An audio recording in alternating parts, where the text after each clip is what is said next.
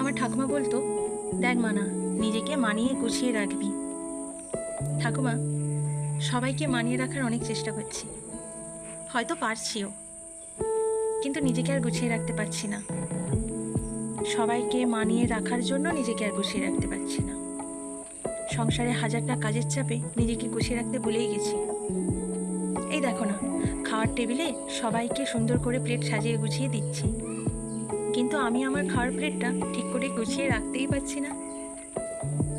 কোনো রকমে খাবার খেয়ে উঠে পড়ছি, কারণ ছোট বাচ্চা আছে, ঘুম থেকে উঠে পড়বে যে, আমাকেই তো একা হাতে সব করতে হবে, তাই না?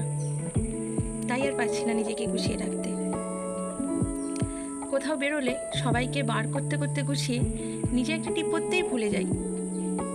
পারছি না ঠাকুমা, নিজেকে আর গুছিয়ে রাখতে পারছি না।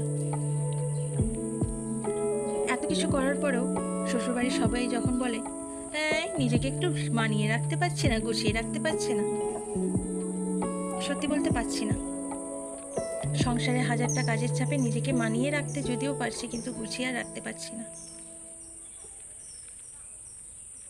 আমার যদি এই ভিডিওটা আপনাদের ভালো লাগে বা কোথাও যদি একটু কানেক্ট হয় আপনাদের হৃদয়ের সাথে, তাহলে আমাকে কমেন্টে জানাবেন। আর ভালো লাগলে লাইক কমেন্ট করবেন, সাবস্ক্রাইব করবেন। টাটা।